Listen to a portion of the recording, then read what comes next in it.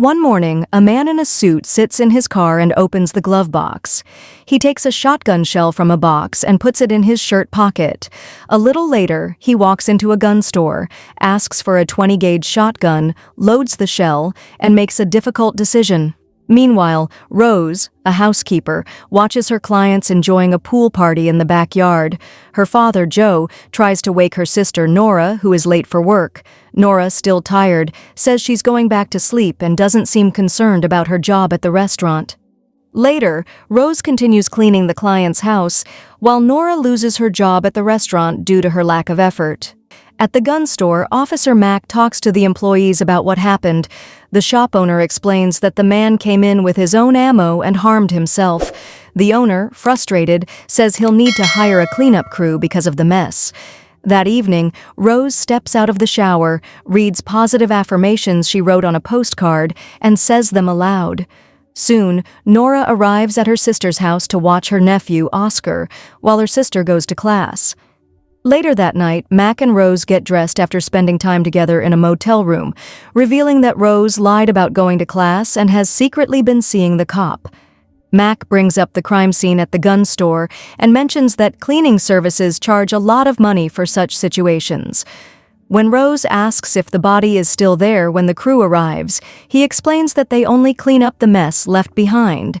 He suggests Rose consider this type of work, since her housekeeping experience could be useful. Rose, offended, says she can do more than just clean after people. Mac apologizes, holds her close, and assures her she's capable of much more. Later, Nora hears her sister come home and quickly hides her cigarette behind the blinds. Rose offers to pay Nora $10 for babysitting, but Nora refuses. Rose then points out that she knows Nora lost her job at the restaurant and needs the money. Nora, feeling called out, argues that her sister isn't taking responsibility for her life. The next day, Rose runs into her new client, Paula, and realizes they went to high school together. Paula, who is pregnant, confesses she was always jealous of Rose for being the head cheerleader and dating Mac, the quarterback. When Paula asks if Rose married her high school sweetheart, Rose says he married someone else, but she's now seeing Mac. Paula asks for Rose's contact info because she wants to invite her to her baby shower. Curious about Rose's life, Paula asks what else she's up to, and Rose mentions she's getting her real estate license and being a housekeeper is just temporary. Overwhelmed by how different her life is from the people she knew in high school, Rose sits in her car, fighting back tears. Suddenly, she gets a call asking her to meet about Oscar's behavior. At the meeting, the counselor tells her that Oscar has been licking things in the classroom and suggests medication or transferring him to a private school for more focused attention. Rose knows she can't afford private school on her salary, so she calls Mac for help, hoping his connections can set her up with crime scene cleanup jobs. That evening, Rose talks to her sister Nora about starting the cleanup business. Despite her doubts, Nora agrees to join since she's unemployed. The next day, Rose drops Oscar off at her father's house before she and her sister head out to their first crime scene that Mac assigned them. Outside the apartment building, the landlord explains that there was a domestic dispute and a woman shot off her husband's finger. When he asks the women how long they've been in the business, Rose lies and says they've been doing it for a while, which makes her sister laugh. The two women carefully enter the apartment and start cleaning the blood on the bathroom walls. Realizing they only have basic cleaning supplies, they quickly realize they'll need special products and equipment for the job in the future. Meanwhile, Joe takes Oscar to a candy store, where he tries to sell the store owner a candy called Fancy Corn. To help his grandfather, Oscar talks to a girl and tells her that Fancy Corn gives you bionic strength. The girl asks her mom for the candy, and the mother asks the shop owner about it, making a sale for Joe. Later, Joe praises Oscar for his cleverness and thanks him for helping with the sale. But Oscar says he's not smart because his teachers want him to attend a special school for students who need extra help. Joe reassures Oscar that he's very smart and that his teachers just didn't recognize his talents. That afternoon, the landlord gives Rose a $500 check, and she cheerfully tells him to call them anytime he needs their services again. Later that night, Rose and Mac meet at the motel for their regular meeting. Feeling like he's been distant lately, Mac offers to pay for Rose's real estate classes to make it up to her. As they lie on the bed, Rose unexpectedly asks Mac why he chose Heather over her, catching him off guard. Annoyed, Mac warns her not to keep pushing the question, so Rose kisses him and suggests she's dropping the subject. The next day, the sisters arrive at a trailer home they've been hired to clean out. As they struggle to carry a filthy mattress to the dumpster, Rose accidentally lets go of her end, causing Nora to fall into a questionable stain. Annoyed, Nora curses at her sister and refuses to help carry the mattress the rest of the way, but Rose laughs and tells her she's overreacting because the mess will wash off. Meanwhile, Joe sees Oscar using a pair of binoculars and asks where he got them. Oscar explains he found them in a closet at his grandfather's house. After looking closely, Joe realizes the binoculars belong to his late wife. He takes them back and promises Oscar a new pair for his birthday. Later, Nora wonders if it feels disrespectful to just toss the deceased woman's things into trash bags, as if they're erasing her memory. While looking through the bags, she finds a driver's license and a photo of who she believes is the woman's daughter. Nora says that if they were in the daughter's shoes, they'd want to know what happened to their mother. Rose disagrees, saying this situation would never happen to their family because their mother would never let things get so bad. That evening, Nora looks at the pictures and finds out the deceased woman's daughter's name is Lynn Wiseman. The next day, the sisters visit a janitorial supply store and ask the one-armed owner, Winston, for advice. He points them to the basic products and equipment they'll need. While they're there, they overhear Carl, who runs his own crime scene cleanup business, telling Winston that he's heard about some amateurs who've been doing this for a long time, but still need help. After Carl leaves, Winston realizes the women might be the ones he's heard about, so he gives them binders with the rules and regulations for crime scene and biohazard cleanup. In the car, Rose asks her sister to babysit Oscar that night because she has class, but Nora knows Rose is meeting Mac, so she bluntly tells her that the cop's wife is pregnant again and that Mac will never leave his family for her. Later, Nora tracks down Lynn's address in the elevator and follows her as she walks to work.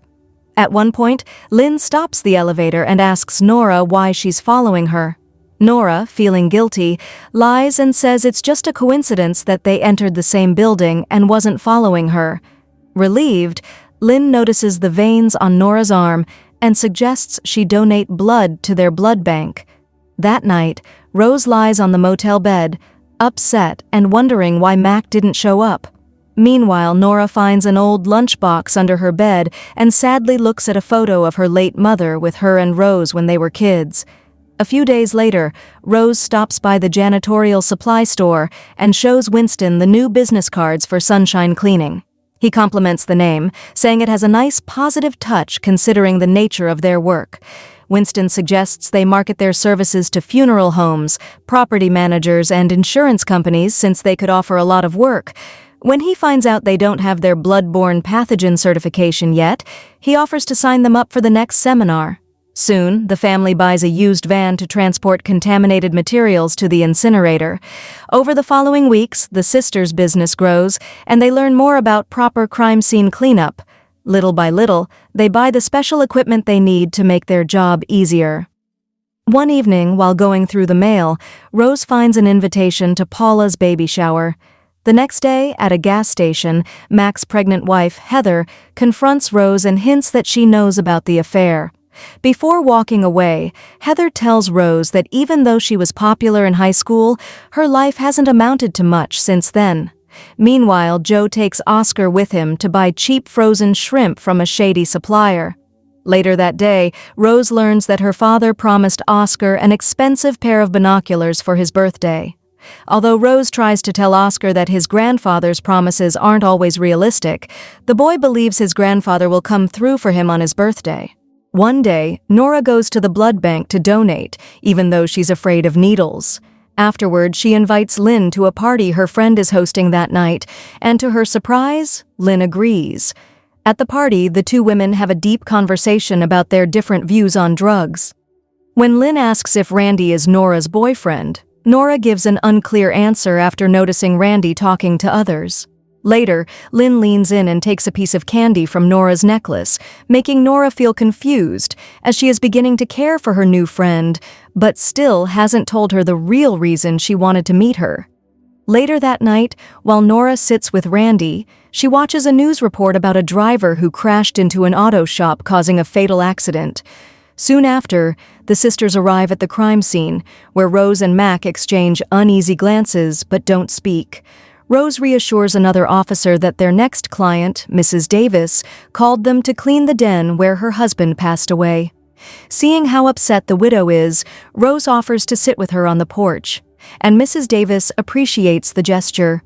Meanwhile, Nora enters the den and sees the blood-stained chair in the corner, which makes her remember the day from many years ago when she and her sister played in the yard with sprinklers.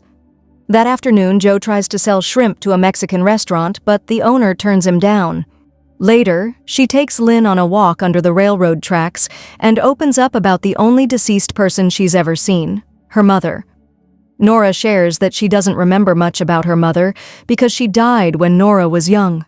Just before a train passes overhead, Nora climbs the trestles and stands just below the platform. As the train moves above her, she screams loudly, feeling the tracks shake around her. Years ago, the sisters' fun in the yard ended when they found their mother's body in the tub, a memory that would haunt them both for the rest of their lives. At the same time, Rose tearfully ends her relationship with Mac, realizing he will never leave his wife for her. On the day of the baby shower, she gets a call from an insurance company asking them to do a cleanup job since their regular team is unavailable. Even though she already confirmed her attendance at the party, she asks Nora to start the job alone until she can join later. Nora suggests that Rose skip the baby shower, especially since working with the insurance company could bring them more opportunities, but Rose says she needs to prioritize spending time with her high school friends. Rose tries to drop Oscar off at her father's house, but he is busy throwing away unsold shrimp. With no other option, she asks Winston to watch her son for a few hours, and he agrees. Later, Nora arrives at the house and lights candles on top of a dresser to help cover the bad smell in the room. At the baby shower, Rose talks to the guests about her new cleaning business. When they ask if she enjoys her job, Rose smiles and shares how meaningful it is to help people who have experienced great loss. Meanwhile, a kitten runs out from under the bed, startling Nora. She bumps into the dresser, knocking over the candles. Thinking the kitten might be a pet, she runs outside and finds the kitten under the van. But moments later, Nora notices smoke coming from the bedroom window and realizes what happened. She tries to put out the fire, but nothing works, and the flames spread quickly through the house. Rose is shocked to find the house on fire. Nora apologizes, but Rose demands accountability. The next day, Rose tells Winston about the fire and later talks to her father about the $40,000 debt, but Joe says house cleaning won't cover it. Nora admits to Lynn she wanted to meet her about her mother's death, but Lynn gets upset, thinking Nora was interested in her romantically. Nora apologizes, and Lynn storms off. At Oscar's birthday, the sisters apologize and reconcile. Nora tells Rose she needs to be independent. Joe surprises Rose by selling his house to fund a cleaning business and offers her a managing partner role. Meanwhile, Nora sets off on a road trip to find her independence. Thanks for tuning in. Don't forget to subscribe, hit the bell icon, and stay connected with us.